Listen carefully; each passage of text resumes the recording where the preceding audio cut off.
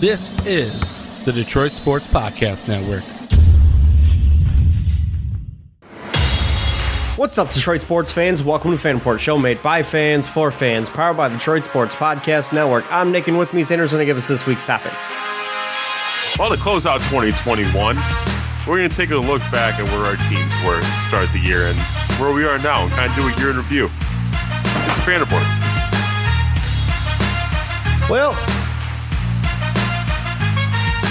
this is the final show of 2021 for us, as this will be releasing, I believe, the day before New Year's, if I'm doing that right. You are correct, sir. And we talked about a lot over the last year.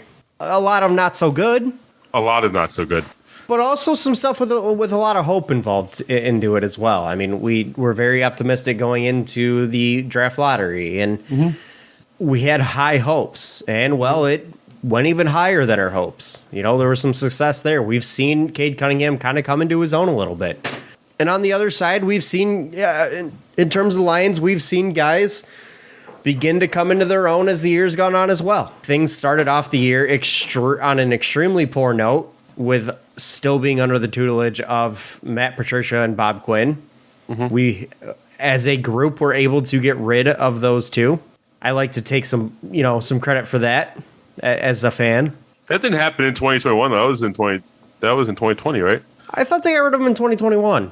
No, I think that was in 2020. We were, I thought they did it post, like, after the year was over, they fired them. After the season, because it would still be the regular season. You might be right. Either way, it was close enough. I can do a quick Google search of Matt Patricia fired. Right. Oh, yeah, November 28th, 2020. Okay, so they did it before the season was up. I couldn't remember. Yeah, that is right, because Daryl Bevel was the interim coach for a while, so you're right. Yep. But the plan was to give him the year, but they're like, you know what? they were that bad. But then we came into this year in a head coaching search. We ended up with Dan Campbell, a guy who has the fiery attitude and is a blue-collar guy, and he's been polarized in Detroit, but he kind of embodies a lot of what the city's about, and we've gotten to see that here.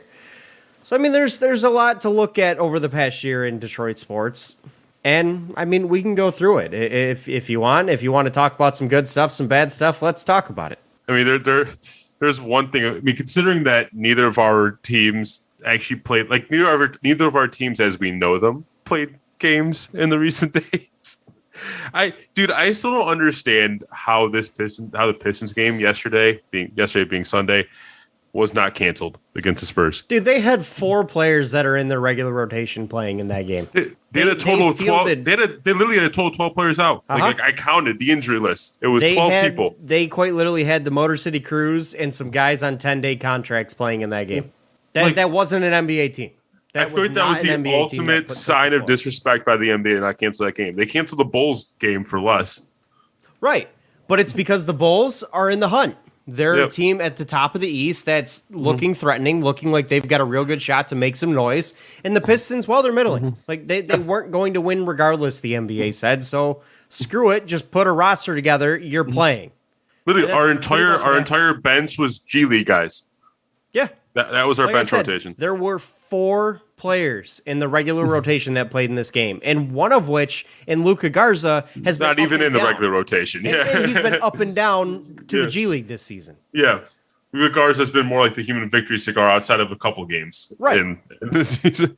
Like, you had Diallo, Bay, and Frank Jackson. That's it. Yep. I'll be honest with you, I didn't even know who the hell Derek Walton was. Did you? Was he the kid who played for Michigan? Derek Walton? Yeah.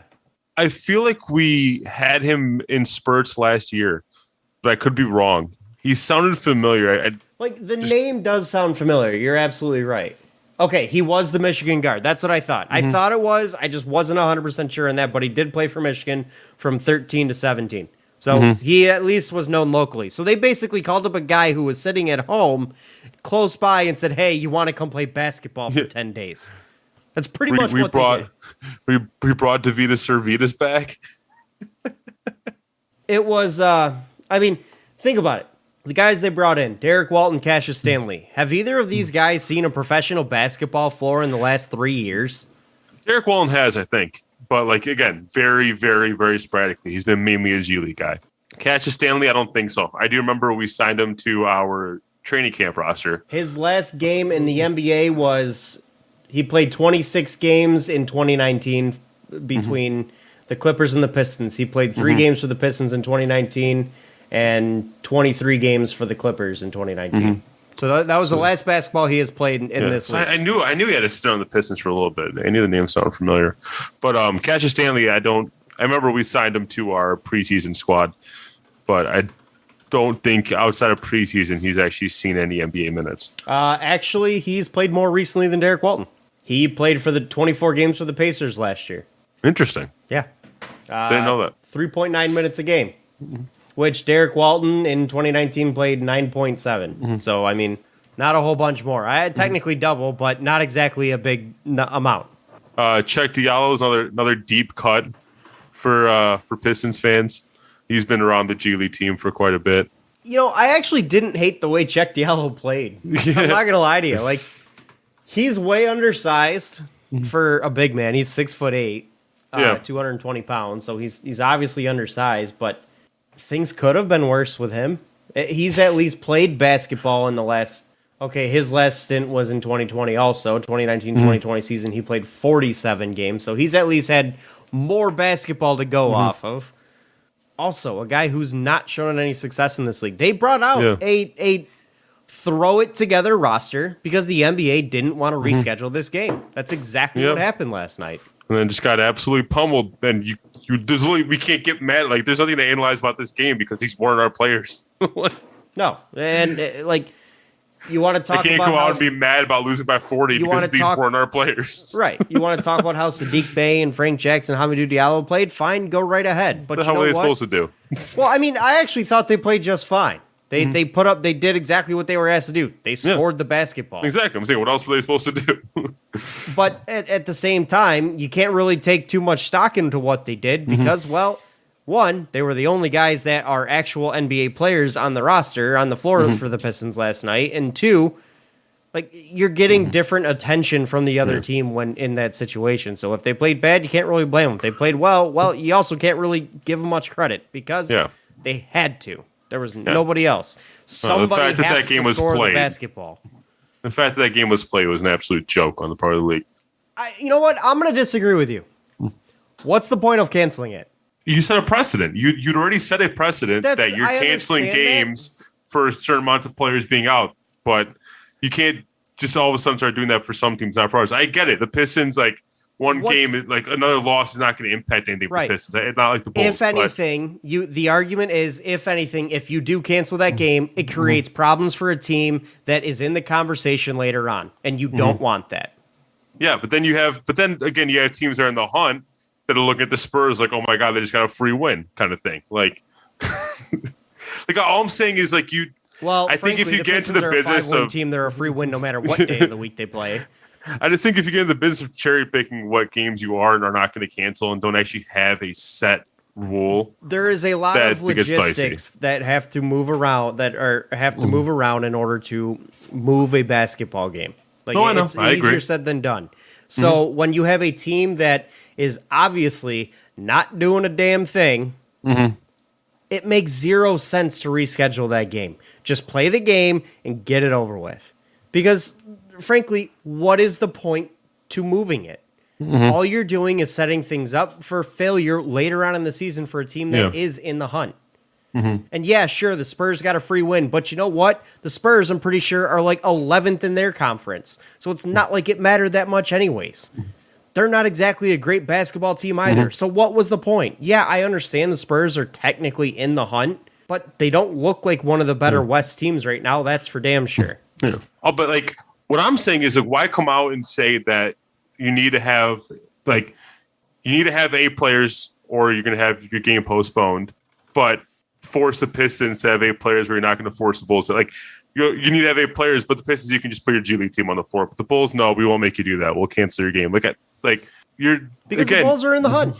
The Bulls are a good basketball team. You gotta remember what league we're talking about here. This is a league that for decades has given special treatment and preferential treatment to stars and the good teams in this league.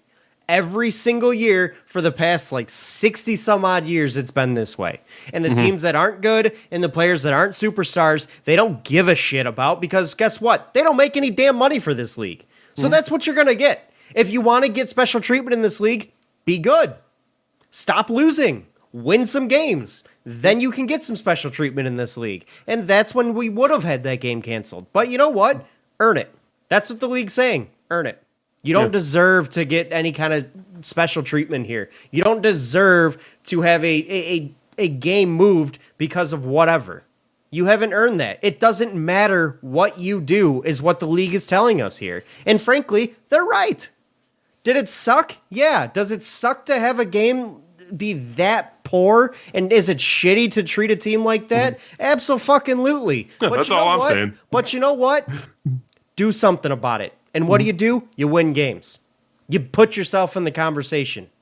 Otherwise, they don't give a damn about you. And neither does the pocketbook. It's like that Ice Cube track, No Vaseline. Here's what they think about you. Here's what they think about you. It's just that playing in the locker room. Here's what they think about you. Spurs 144, Pistons 109. Here's what they think about you. The Pistons are a 5-27 team. Why would the NBA go through havoc and create and put other teams that are actually in the conversation, in the hunt, at a disadvantage because of a 5-27 team?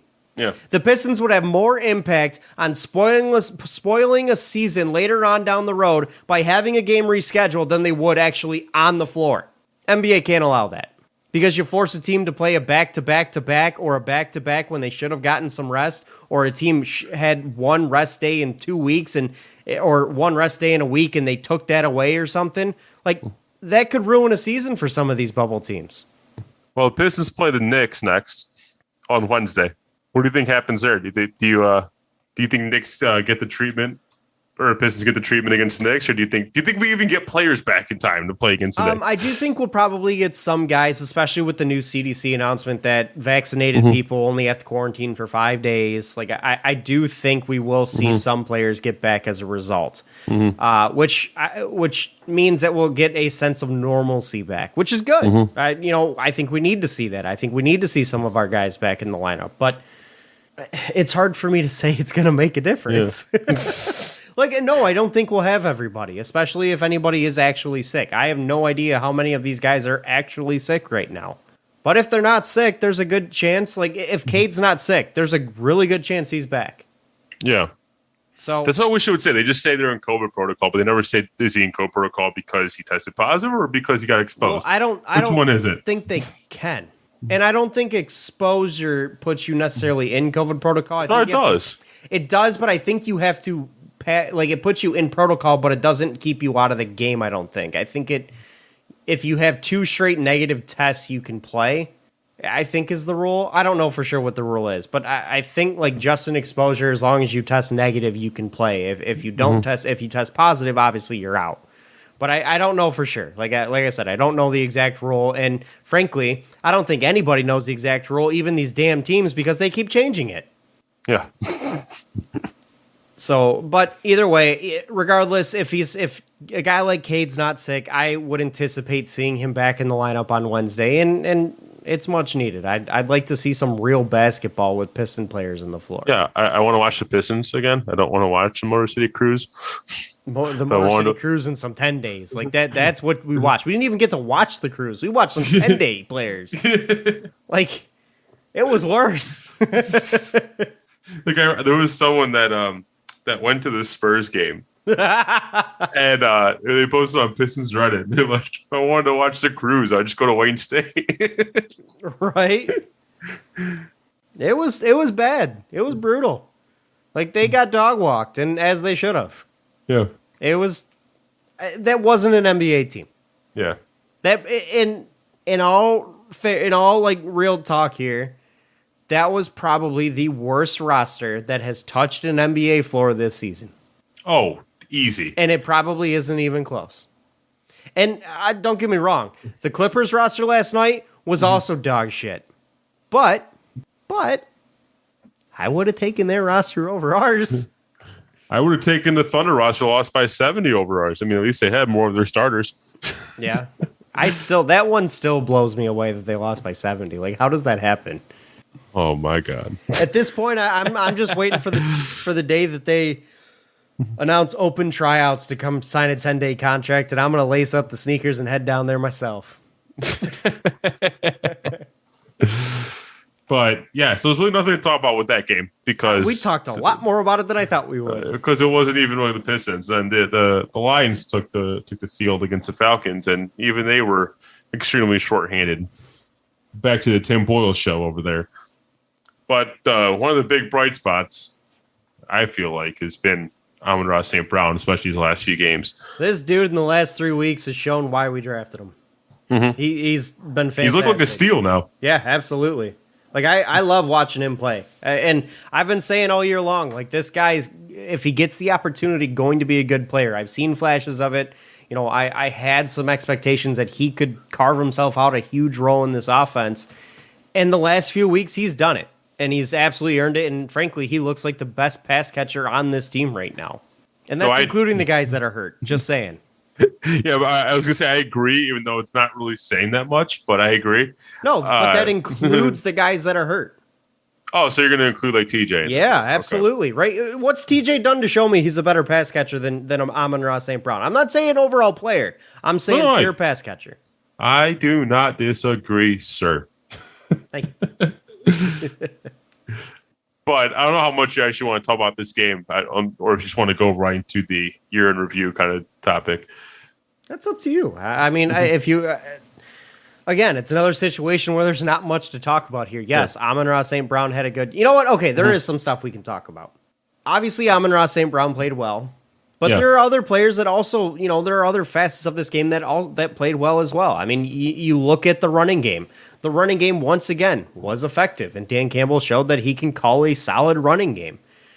You know, even though Tim Boyle was inept, you still had Amon-Ra St. Brown play very well and set himself apart from everybody else. And you're talking about a guy who's probably going up against the number one corner on that defense. Because ain't nobody else going to be getting that type of attention in that receiving core.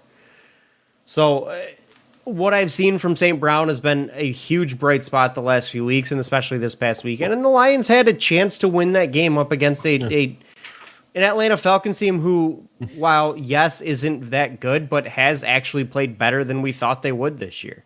And they're in the conversation in the playoff hunt. So you had a chance to have a spoil, and you did that with Tim Boyle at your quarterback and not having TJ, not having DeAndre Swift, not having Frank Ragnow, not having a receiver that was higher in your depth chart than St. Brown to go into the season. Like Craig Reynolds, you took off the scrap heap 2 weeks ago. Or Josh Reynolds, not Craig Reynolds. Josh Reynolds. Craig Reynolds too, technically. But yeah, I was about to say Craig Reynolds, that counts. That's a fair observation. But you had players step up and play effective ball. And that, you know, that's really all you can ask out of these guys at this point in the season. And some guys are giving a reason why they could be back next year. No, I mean, I agree. There is a reason that I was saying that we're in danger of winning this game. I've been saying it for a few weeks, and it kind of shows. Like even without our starting quarterback, our starting running back, our arguably best receiver in T.J. Hawkinson, but right now Amon-Ra St. Brown is showing that he's probably the better receiver at this point. Even without those guys, though, we're still on the precipice of a win against this Atlanta Falcons team. I do think a lot of it is just how poor it's Atlanta Falcons team, but I do have to give credit to the Lions and the way they fought in this game.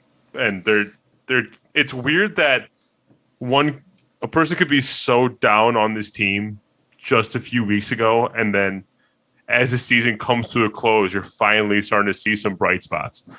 And I don't know if that's just persistence in coaching, if that's just continue to shuffle the deck until the right player emerges. I'm not sure, but I'm happier where we're at now than where we were just 5 weeks ago. You know, I don't disagree with you at all. And yeah, I'm definitely happier with where we were, and I have more confidence in Dan Campbell and Brad Holmes than I had a few weeks ago. Absolutely. I also think it has a lot to do with, guys getting opportunities that they didn't get earlier in the season, so they're playing a little bit more energized than they would have. Yeah. We're into the part of the season where there's no more.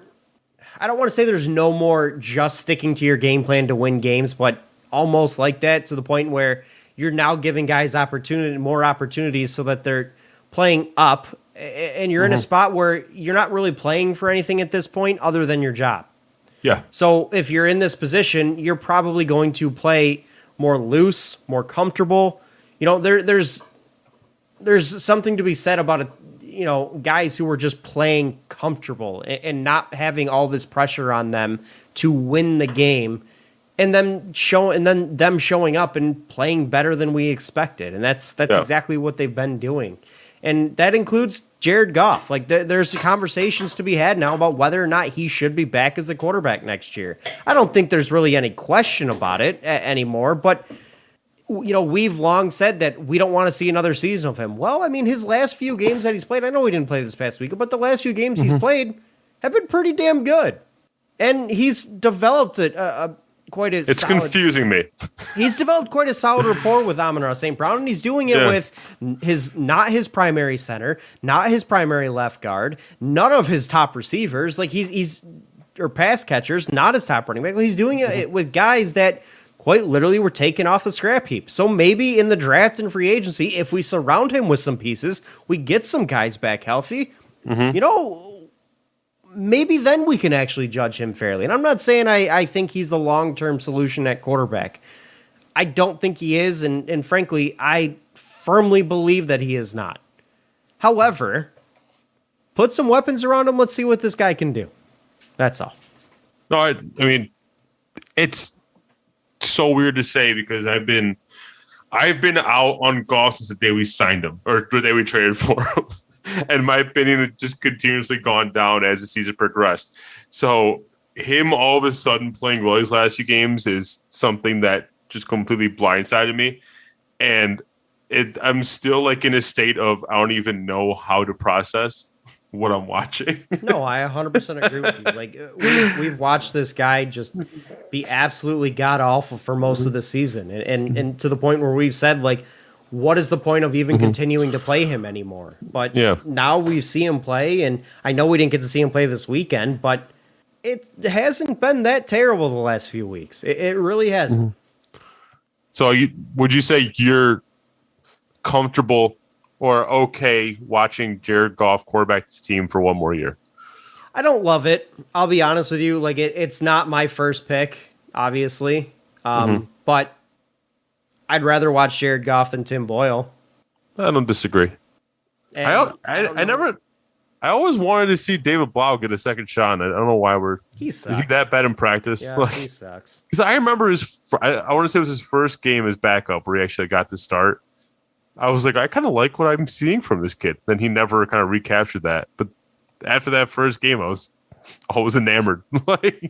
like it's always the most popular. Like the two most popular guys in the city of Detroit have always been the backup quarterback and the backup goalie. Backup goalie, yep. But the thing is, David Blau, he's not the backup quarterback. He's a third string quarterback. So he's the Kellen Moore to Matthew Stafford and Sean Hill. Like that's who he is.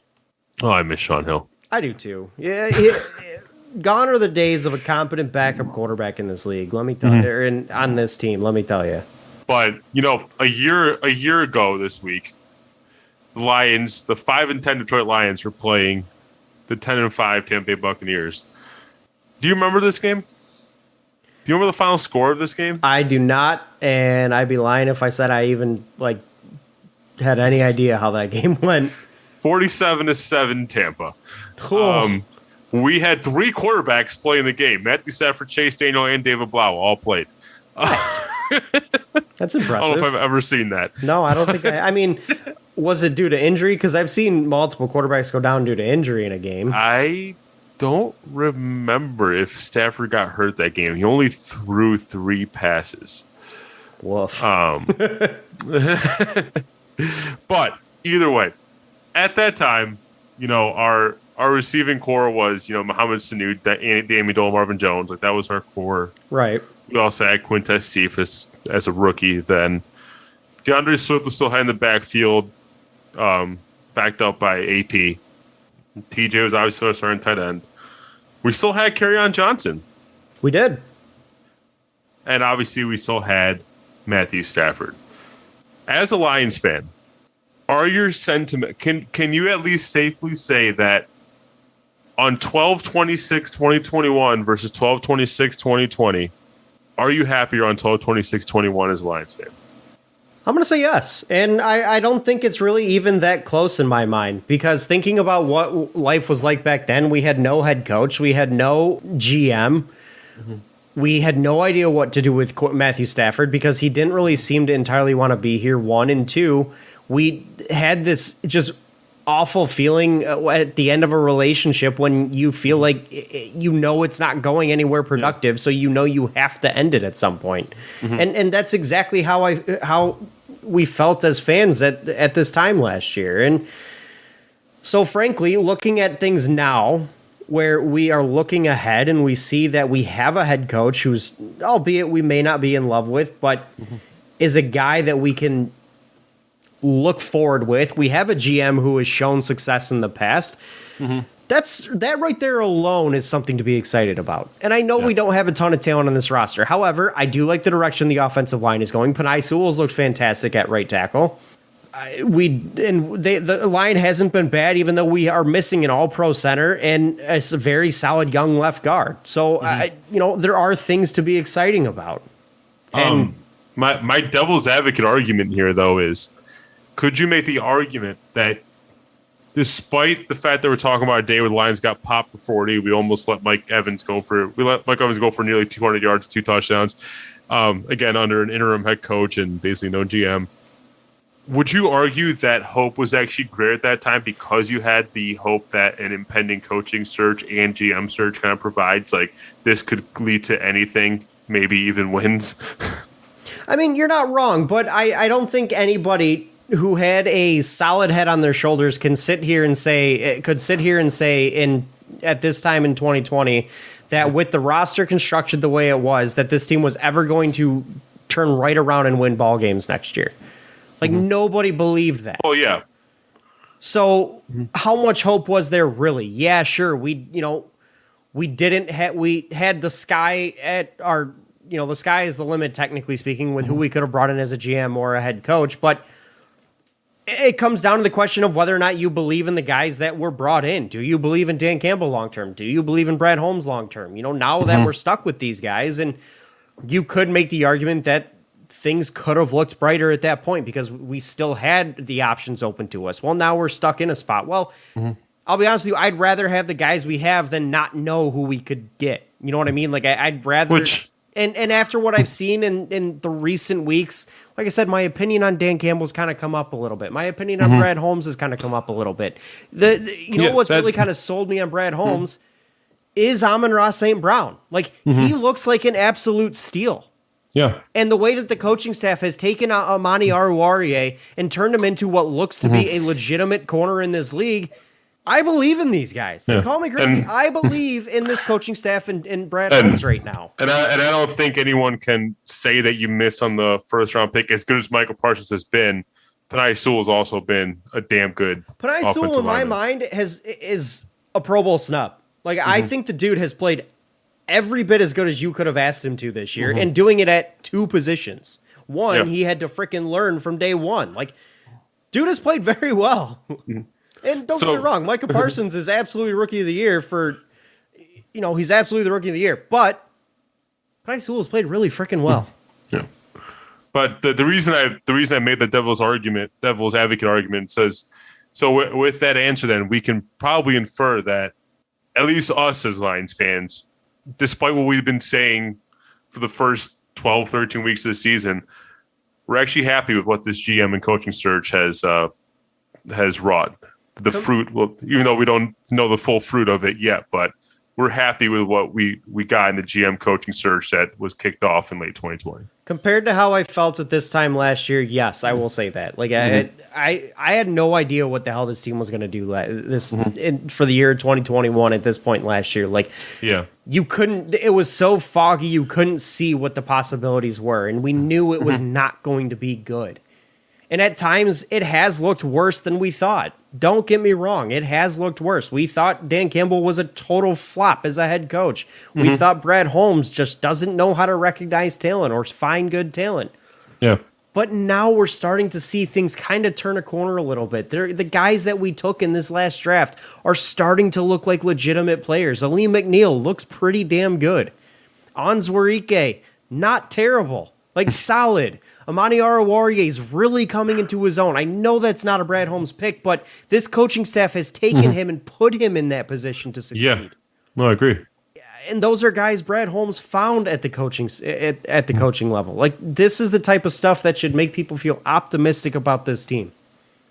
And maybe I'm being over. Maybe I'm just drinking too much of the damn Kool-Aid because I'm in a great freaking mood today. I don't know. But it feels good to be in a good mood about the Detroit sports at the end of the year. I don't know. Yeah. I want to take I do want to take a look at the Pistons exact same day, because we also had a Pistons game on December 26, 2020. We had a Pistons game on December 26, 21.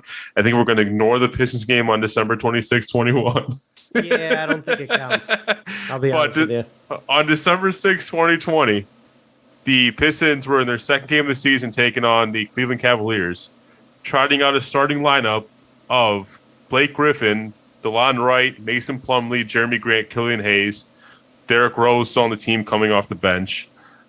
Saddiq Bey cracked 6 minutes off the bench. Isaiah Stewart had a DNP CD. He had yet to crack the lineup.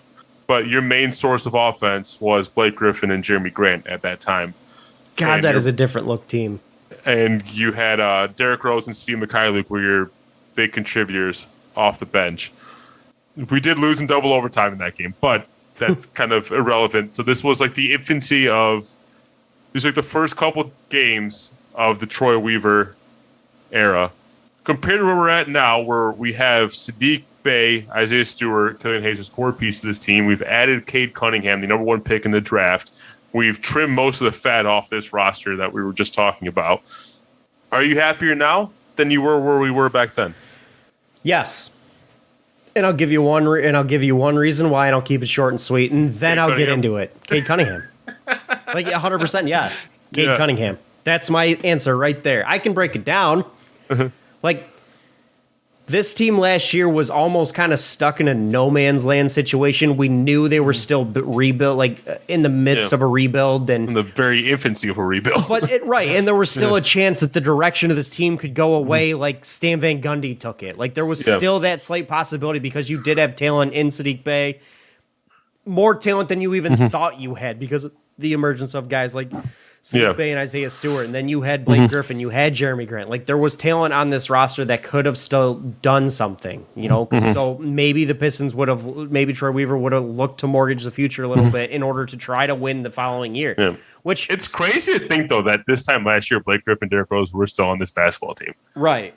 Like, I feel like it's been longer than that. Both of them, both of them especially, because like I feel like I haven't seen a Blake Griffin in a Pistons uniform since like Nam. And Derrick Rose also. Like, I can't even remember the last time I saw Derrick Rose on the floor in a Pistons uni. Like, it just doesn't compute to me that was only a year ago. But looking at how things are today, like this year, I can see a path that this team is taking. I can see the direction we are going, versus then I couldn't quite see it as clearly. Now I can. And now I know what we're trying to build around and build with. And that right there gives me optimism for this team and why I feel more comfortable now than I did a year ago. I still say over the course of 2021, I do feel like the Pistons executed what I believe to be the greatest tank job in NBA history, where you developed 3 first-round picks while securing the number 1 overall pick. I mean, play competitive in every game, and I had more fun so far. At least I had more fun watching that team last year than I've had watching the team this year. But no, I think it might be objectively wrong, in my opinion, to say you're happier on December 26, 2020 with the Pistons than you are now. Like, how could you be? How could you be happier last year than you are now? You have Cade freaking Cunningham. Exactly. Like people, if you aren't happier with this like now than you were then, like I understand this team is not good. Yeah. But if you're not happier, then you don't quite understand how much impact a number one pick has on a franchise. The amount of impact that singular player can have. And really, basketball is the only sport that this can happen with. Yeah. Football, to an extent, as long as the guy is a quarterback, yes. But basketball, one guy can turn an entire franchise around overnight. And that's the type of impact Cade Cunningham can have here. And frankly, that's the type of impact I believe he's going to have. What'd you say? I said, not if you ask Dave Bing. Well, Dave Bing's a senile old man. No, but that's the type of impact a singular player can have on a franchise. And I firmly believe Cade Cunningham is going to have that kind of impact. There's something to be said, and I know this isn't a free agent destination. It never has been. But you know what is a free agent destination? The opportunity to play alongside one of the premier players in the league, to play alongside another superstar. And guess what? Cade Cunningham is well on his way to being that. Yeah, he's already getting mad props from a lot of the premier players in this league. So, like, people got to really understand how special of a talent Cade Cunningham really is. A 6'6" guard who can do it all. That's uncommon, man. Like, that is uncommon. Like, think about it this way. He is everything people raved Lonzo Ball out to be, except he's better. Like, I know Lonzo Ball has turned into a pretty damn good player, but Cade Cunningham's better. People thought Lonzo was this do-it-all, everything's good. He can play great defense. He can shoot the ball. He can drive it. He can pass it. He can ball handle. He can rebound. Yeah, he can do all those things, but Cade does them better. Yeah. And just remember the hype that Lonzo had coming into the draft and into the league. Like when I look at Cade Cunningham and the way his game is and his play style, like I don't compare him to guys like Lonzo because I think he's better than that. I compare him to guys like Luka because that's I think who his competition is. Like yes, he's not as good right now, but I definitely think he can be, and soon. I think one of my favorite examples to pull is just a week apart. You look at the Nets game a couple weeks ago where squared up against KD, one of his mentors in this league right now, put up 26, 8, and 6, had a fantastic game, if you ask me. Just a week later, going against the Heat, where they sent out double teams to him, he does barely any scoring, but he impacts the game just as much on his passing alone. Like a guy that can hurt you no matter what look you throw at him, I feel like that's invaluable in this league. 100% agree. Like, one guy can have so much of an impact on a team in the NBA. And you saw it with LeBron, and I know it's not going to be that type of player, but we see it every year, the type of... Like, here's a good example of a guy who makes extreme impact, and I know I talk about him a lot on this show, but he's also one of my favorite players in this league. Look at the Denver Nuggets. Nikola Jokic. Perfect example of the impact he brings to an organization. That team is playing with nobody but Jokic. Yep. Monty Morris is their starting point guard, and they're still winning ball games. They're still a good basketball team. Like when Jamal Murray went down, I was like, "This team's done." But you know what? They're not. Nope. And it centers around Jokic. Like that. I don't know if you paid attention to their game last night against the Clippers. I did not. Jokic straight up said, "I'm taking over. Get out of my way. This is my game." He had like 30 points and 25 rebounds. Jeez. Like the dude was ridiculous. And also, by the way, like 8 assists. Is he the best second round pick of all time? You know, that's a good question. He very well possibly... Wasn't Kawhi a second round pick? No, he was like 14 or 15, wasn't he? Yeah, he was not a second round pick. You know, if he isn't yet, he's on his way to making it so. Like I do think he's got to... he's got to win a title. Like I'll be straight with you, the Denver Nuggets are wasting the best years of his career. They are wasting that type of talent because they're not able to put anybody around him who can stay healthy for more than 3 minutes. All right, here's an article from Bleacher Report ranking the top 10 second round picks in NBA history. This is from June 2020, so not that long ago. Number 10, Doc Rivers. Number 9 is Paul Millsap. 8, Mark Price. 7, Mo Cheeks.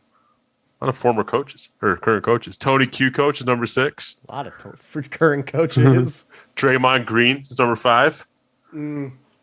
Jokic doesn't even crack the top 3. He's number Draymond's 4. a good one. Draymond's He's number a good one. Jokic is 4. Doesn't even crack the top 3 of this list. Wow. Number 3, Jeff Hornacek. Okay. Yeah. That's a Hall of Famer. Marcus Gasol is number 2. That's a Hall of Famer. Yeah, but I think you could really make the argument for Jokic over Gasol. Gasol's got a title and longevity. Give Jokic a title and longevity, and I'll give it to you. So you think by the end of his career, by the end of his career, Jokic? Yes, you got to remember Jokic is 26 years old. Yeah, Gasol played until he was 70. I'll give Gasol the edge on defense. That's for sure. Yeah. Number 1 is Manu Ginobili. Manu, yeah, okay. I'll give you That's Manu. a dynasty. That's a dynasty key piece right there. I'll give you Manu. You know, I can't get mad about the top 3. I can't get mad about top 3, and I'll be honest with you, like, you could make an argument for Draymond over him because he's got titles and accolades. Yeah. Granted, true. Jokic is building his accolades of his own with the MVP, and he's honestly making a case for a back-to-back run at MVP too. Yep. Right now, Steph Curry is my MVP, but Jokic ain't that far behind. Dude, Steph has a play style that like it's gonna take a while for him to age out of his play style. Like he's not like a guy like Vince Carter that relied a lot on his athleticism and had to try to adapt like Blake Griffin. Like his play style is cutting and shooting. And players can sit out at the 3-point line until you're 40. Players can sit out the 3-point line until they're 100. Yeah. If that's what Steph wants to turn the twilight of his career into, and he still averages 25 points a game because of it, dude can play forever. Like at that point, he'll break Kareem Abdul-Jabbar's record as long as he can, keep the body in shape and maintain the knees. He'll break Kareem's record. Like he can shoot forever. Mm-hmm. I mean, shit, his dad can still shoot. Oh man, but yeah. So I think the gist of what we've said in general is we're making positive progress for our sports teams in the city. At least the 2 that we're covering in the Pistons and Lions. It may not show it in the standings right now, but rest assured, it's coming. Wins are coming to this town. I had a dream that the Red Wings were second in the end, like overall in the NHL record wise. I was like, wait, when did that happen? They're at least a playoff team right now. Yeah, they're bottom seed, but they're in it. I don't know when we're ever going to see hockey again. Hopefully soon, but I was like, wow, Mo Seider and Lucas Raymond are better than I thought. You know what's funny is you're not even wrong by saying that. Like, those 2 kids are stupid good. Like Lucas Raymond, there's a good chance he's an all-star in his rookie year. Same with Mo Seider. Like there's a good chance you could see both those guys in an all-star team this year.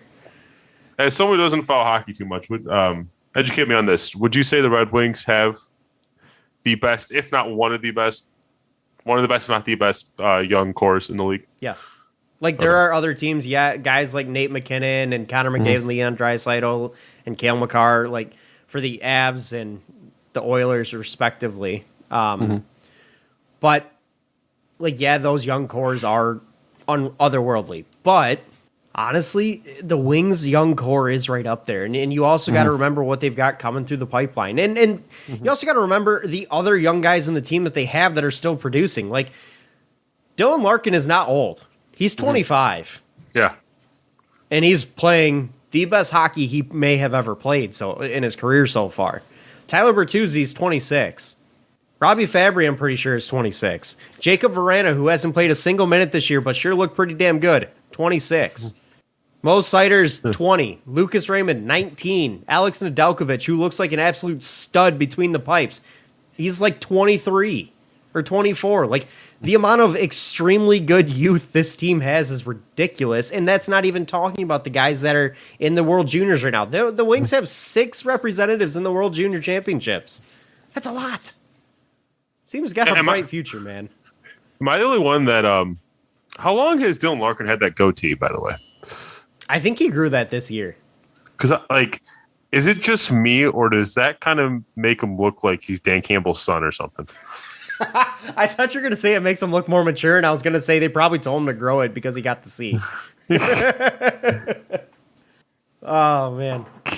I feel like he looks like a young Dan Campbell with that goatee. He kind of does. Like, you're not wrong. A little bit. Like, I know Dan Campbell didn't look like that when he was young. He had that long, flowing blonde hair, but, like, you know. Honestly, you're not wrong. It certainly does make him look a hell of a lot older. Let me tell you. It does. I feel like he had it a little does. bit last year, too. I mean, we just didn't get to see much of him last year because he got hurt. But That's what I'm saying. I don't know if it's because that Dan Campbell image pops in my head. That's the first time I noticed the goatee, and he's had it for longer, or if he really just started growing it. yeah, like, I think don't know. he's had it for a minute. I don't remember, though. But either way, that team, let me tell you, even if you're not a hockey fan, watch that team. They're fun as hell. They're fun as hell to watch. They're chippy. They don't take shit from anybody, and they're not afraid to throw hands. They're not afraid to get into it. Even guys who you wouldn't expect to, like Larkin threw a punch this year. Granted, it was in retaliation, but you've got guys who you wouldn't expect to really get in the mix very much, but they do, and they're rugged. They're tough. They play hard for each other, and it's fun to watch. Those are the most fun teams to watch. That's why I enjoyed watching the Pistons last year, because it was a team that, even though we were short on talent, these guys went out there and put it all out there every game they played. They for played each other. above what you thought they were, and that's exactly what the Wings are doing this year. It's exactly what the Pistons did last year, and I'll be straight with you. It's exactly what the Lions are doing right now. Yeah, I have right now just to remind Nick of the dark days of teams that didn't play for each other. My Zoom background is currently Josh Smith, Greg Monroe, Andre Drummond posing together. And I've been cringing since the minute he put it up. It was initially Stucky. Speaking of Greg Monroe, he signed a 10-day contract, I believe, yesterday or today. All right, let's be honest. This is just kind of a complete hypothetical. It's not going to happen. No, I do not want him to come back. Not saying want, but knowing the Pistons' absolute lack of size, would you be upset at a return of Andre Drummond? Yes, because I think it would be a distraction. Because he's kind of a type, not exactly the type of player the Pistons need, but he's a player the Pistons could use right now. He doesn't play enough body-to-body interior defense for me. Like, he can block shots, but he's a turnstile if called out to the perimeter. And in the post, he's below average defensively. Like, he can make a really athletic move and, get back on defense and make a block, or make a great help side defensive play. But you ask him to play ISO ball down into the post, and he's getting backed down by Joel Embiid. Joel Embiid's his daddy. Yeah. And that's a fact, and he's proven that. So, frankly, no. I think his attitude would be a distraction, and I think he doesn't fit exactly what I want down there. Like, I don't dislike Andre Drummond. I just don't think he's... Be straight with you, I don't think he's a very good player in this league. I see. I don't disagree, but he fills some of the needs, sure. Like, yeah, but I think I don't disagree for different reasons, because I do actually think that he would make us better. He would in the now. You're not wrong, but long term, it doesn't. I'm make at sense. the point where I don't think I want to be better than now anymore. I've also true. pretty much given up on this season, so I just kind of want to let it ride and get as good of a draft pick as possible. I also don't think he would help us very much long term. Yeah, and I want long term success. Exactly. At this point. Yeah, I want a long term solution at the position. Like, he'll make us better than now, and then I don't want him to be part of the future of this team. So what do? We picked up more wins and gave ourselves a worse draft pick, and then let him go. Like, it's. Yeah. So unless you actually think this team still somehow can turn around and compete for a bubble, I don't see why you would do it. Right, and no, they're 5-27. That ain't happening. They'd have to win a lot of games over the next month to get in that conversation. Real quick before we close out, though, with the Lions, I feel like only shot at still securing a number one pick was this Jags-Jets game last weekend. Now that the Jacksonville Jaguars could not overcome. Was it the Jets or the Texans they were playing? Shit, I forgot now. The Texans. Oh, the Jets. Was it the Because Texans beat the Chargers. Texans beat the Chargers. Right. Yep. Yeah. So that's why I hate betting right now. Yeah. Since Jacksonville, like, our only hope was Jacksonville beating the Jets. We were hoping that they could at least pull that off. Since that didn't happen, are you kissing that one pick goodbye? Yeah, probably. Sealed, done. And probably, Mail it out. But you know what? I'm not really crying about it. Like, neither. we're still getting one of the top two guys I want. Yeah. And I was already torn between the two. So, right. like... This just makes the decision easier. Yeah, it's who do you want? Whoever's there. And frankly speaking, you're not the number one overall pick away from winning. Exactly. Again. Like, you've got so many holes to fill. I'm okay with a number 2 pick and just building this roster with everything we can. And this is not the year where like the number 1 pick is your franchise changing. We're not talking Nick Bosa or Joey Bosa or Myles Garrett or Andrew Luck here. We're talking Kayvon Thibodeau or Aiden Hutchinson. Those are two pretty solid players that you get to pick one of. And I'm okay with that. Yeah. But that was the last question I had for you. All right. That is going to close it out for this week, guys, and this year. I want to give you guys a huge thank you for hanging out with us over the last year. Another year in the books for us. I believe that is year 3 now. Approaching technically, I think, our 3rd anniversary as a show. Is it 3 or 4? I think you're right. No, I think it's 3. I think it's 3. We thank you guys, obviously, as always, for the continued support and love, and look forward to next year as things look for some big growth and some new looks next year, and some just new going-ons with the fan report and things that we're working with and doing, because Andrew and I and John over at DSP have been kind of going back and forth a lot on just new things that we can do over the next year, and there's a lot of exciting stuff coming, so keep an eye out for that. But Andrew, thank you to you, thank you to our fans, and thank you to Detroit Sports Podcast for another wonderful year. Honestly, let's hope we're looking at a 500 basketball team at this time next year. Absolutely, and honestly, I can't imagine another podcast I'd rather be doing. So it's always a pleasure. Well, there is that one podcast. Oh, shut up. Oh, man. But as always, guys, this has been the Fan Report by fans. For fans. We will catch you guys next year. Enjoy it. Stay safe out there.